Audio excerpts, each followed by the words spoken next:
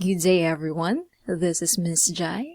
Still, for the last lesson of fourth quarter, it is still all about the types and forms of creative nonfiction. Previously, we talked about biographical narratives, autobiographical narratives, and essays. But here on, let's get to know the special types and emerging forms of creative nonfiction. So in this lesson, we will be answering the following questions. First, what are the special types of creative nonfiction? And what are the emerging forms of creative nonfiction? So let's begin. First, let us answer the first question. What are the special types of creative nonfiction? The first type is travel writing. It is a form of creative nonfiction that describes the narrator's experiences in foreign places. This type of writing includes a narration of the journey undertaken by the narrator from his or her point of origin to the eventual destination, with all the hazards and inconveniences encountered along the way. It also entails detailed description of the local customs and traditions, the landscapes or cityscapes, and as well as the historical and cultural landmarks and the sights and sounds the visited places has to offer. And there are many reasons why people in general and writers in particular travel. Here are some of the many motives why people go on a journey. First one is physical challenges or adventure, amusement or distraction or a tour, isolation and reflection or a retreat, purification and honoring the dead, or this is what we call pilgrimage, redemption and penance or exile. But oftentimes creative writers usually take a literary trip to expand their consciousness. And how to be a successful travel writer.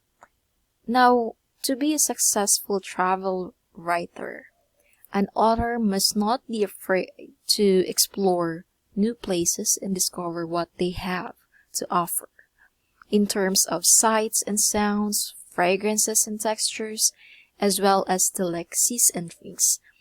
Now, to successfully recreate his or her travel experience for the intended readers, the travel writer must also hone his or her five senses and increase his or her vocabulary so that he or she can accurately describe what has been seen, heard, smelled, tasted, and touched. Now, to make his or her travel more interesting, the travel writer must transform the journey that has been undertaken into a coherent narrative by weaving into the article a personal anecdote or two, and then cap it off with a couple of insights on the significance of the voyage. Then the next special type of creative nonfiction is food writing, a direct offshoot of travel writing that has evolved into a literary subgenre of its own is known as food writing. It is a type of creative nonfiction that focuses on gustatory delights or disasters while simultaneously narrating an interesting story, as well as sharing an insight or two about the human condition. Food writers considered food not only as a necessary substance for survival, but as a manifestation of culture as well. Now, how to become or how to be a successful food writer. To be a successful food writer, an author must think of eating as a form of gustatory adventure, which means that he or she must not be afraid to visit new restaurants and try exotic dishes and drinks. Now, the food writer must also train his or her tongue and nose to distinguish a wide variety of flavors and aromas, as well as find the precise words to describe how they taste and smell so that he or she can accurately recreate for his or her readers the experience of eating the delicacies and drinking the concoctions he or she is partaking. Now, the food writer must also make his or her food writing interesting by transforming gustatory experiences into a coherent narrative as well, by weaving into the article or a personal anecdote or two, and then cap it off with a lot of insights on food as a manifestation of culture. And then the last special type of creative nonfiction is what we call nature writing. Nature writing can also be considered as an offshoot of travel writing. But unlike food writing that focuses primarily on gustatory insights, delights, it highlights the beauty and majesty of the natural world as well as humanity's special relationship with Mother Earth. But some forms of nature writing, instead of celebrating pristine landscapes and exotic plants and animals, it's zeroing on the abuses committed by the mankind on the natural environment and its dire consequences for future generation.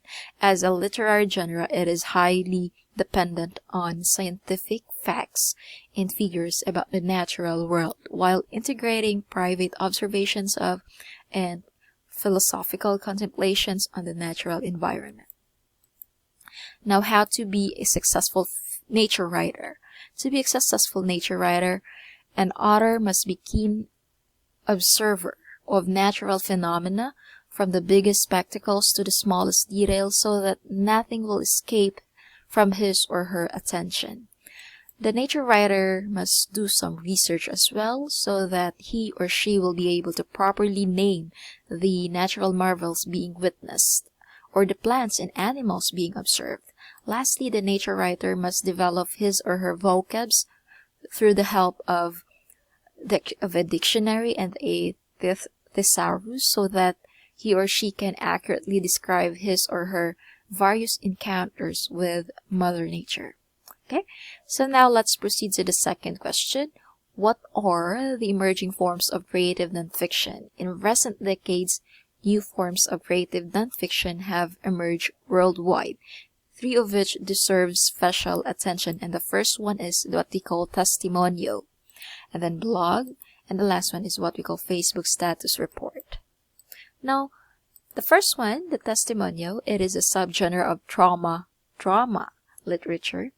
When we say trauma literature, it is a body of writing which came into being as a response to the mindless persecutions and heartless abuses committed on a massive scale by those who are in the positions of power on subaltern and oppressed groups of people due to their different races, class, and gender. Also, when we say testimonial, it is an emerging form of creative nonfiction that first appeared in Latin America with the publication of the first, of I. Rigoberta Menchu, an Indian woman in Guatemala, a first-person account of the brutality of the Guatemalan government and ruling class towards indigenous Guatemalans. Now, with this, the testimonial can be defined as published, oral or written, first-hand accounts of human rights violation and abuses of the powers that be in oppressive societies, which the witnesses wrote themselves or dictated to a transcriber. Also, the term testimonial originally comes from South America and Central America after international human rights tribunals, truth commissions, and other fact-finding boards in countries like Argentina, Chile, and Guatemala have encountered the rampant injustices committed against ethnic minorities like the native Indian population of the aforementioned nations and other subaltern groups.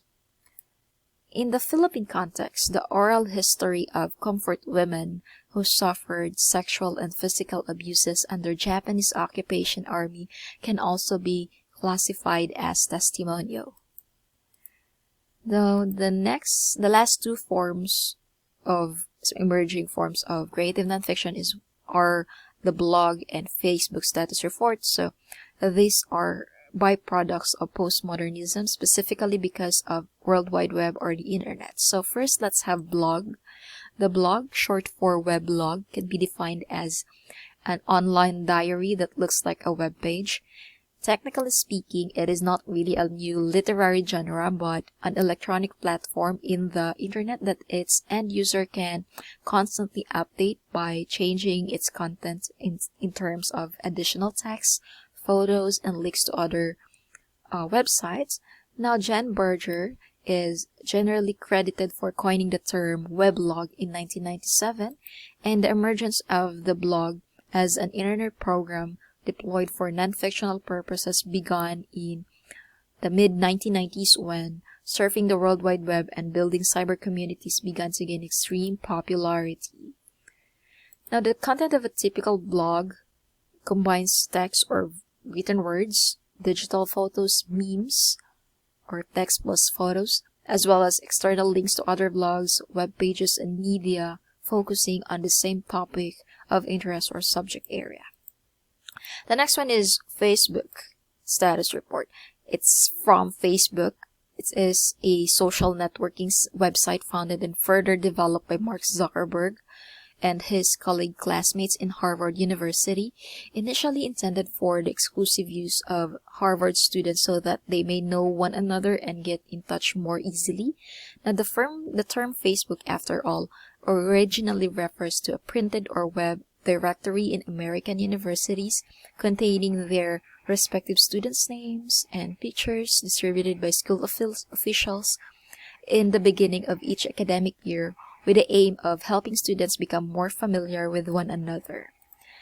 And also, in the age of social media, Facebook has appropriated the term to signify an update feature which allows users to express their thoughts, whereabouts, or important information with their friend. Now, a status report is typically a short and usually provides information without being too detailed. So I believe all of us are doing that, especially those who have Facebook accounts. Now, like a tweet in Twitter, it's the same with Tweet, another popular social networking site. And yeah, whenever an end user updates his or her status, the post appears in his or her personal Facebook wall, as well as the news feeds of his or her friends and followers. Now, the overwhelming popularity of Facebook as a social networking site has made the Facebook status report the most accessible internet platform for self-expression for the millennial generations and beyond. So, to end this lesson, let us have a short of a recap. So what are the special types of creative nonfiction? We now know what are those. We have travel writing, food writing, and nature writing. And for the emerging forms of creative nonfiction, we have testimonial, blog, and a Facebook status report. So there you have it. That's all for our lesson. I know it's quite short, but I hope you learned something from it today. This is your teacher, Teacher Jai. Thank you and see you again.